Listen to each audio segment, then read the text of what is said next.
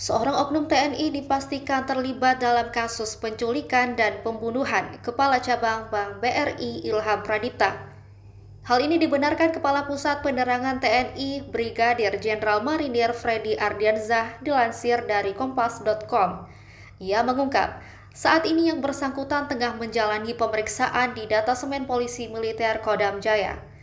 Keterlibatan oknum TNI ini mencuat ke publik setelah pengacara pelaku klaster penculikan, Adrianus Agal, mengajukan perlindungan untuk kliennya kepada Panglima TNI dan Kapolri. Adrianus mengatakan kliennya menculik korban atas perintah seseorang dan dijanjikan bakal diupah puluhan juta rupiah untuk menculik korban. Setelah menculik korban, pelaku lalu diminta oleh seorang berinisial F untuk mengantarkan korban ke wilayah Cawang, Jakarta Timur. F inilah yang diduga kuat oknum TNI tersebut. Muhammad Ilham Pradipta ditemukan tewas di area persawahan Kampung Karangsambung, Desa Nagasari, Kecamatan Serang Baru, Kabupaten Bekasi pada Kamis 21 Agustus 2025 sekitar pukul 5.30 waktu Indonesia Barat. Mayat korban pertama kali ditemukan oleh salah satu warga yang tengah menggembala sapi di area persawahan. Belakangan diketahui korban sempat diculik dari supermarket di Pasar Rebo, Jakarta Timur. Video penculikannya itu lalu viral di media sosial.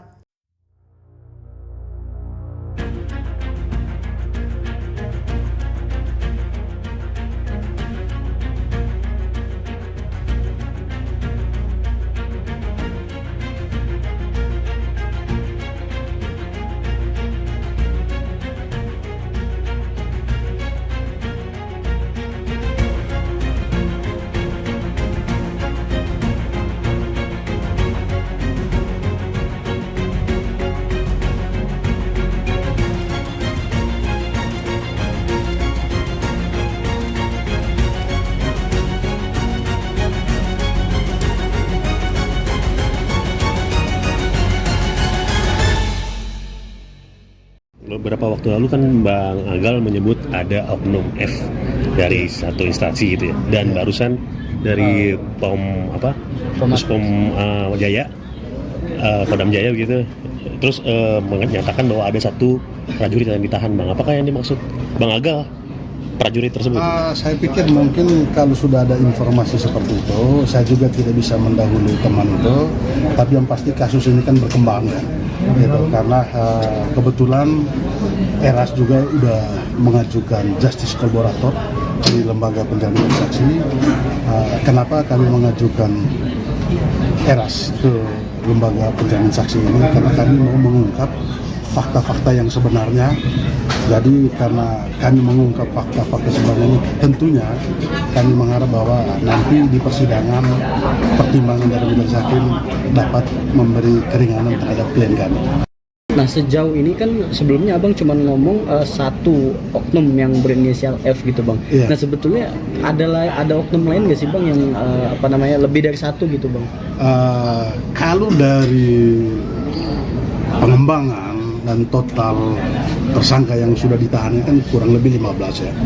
Di mana di awalnya itu kan saya menjelaskan 3 klaster, ternyata berkembang nih 4 klaster, klaster intelektual, klaster eksekutor, klaster penjemputan paksa, dan klaster pengintai.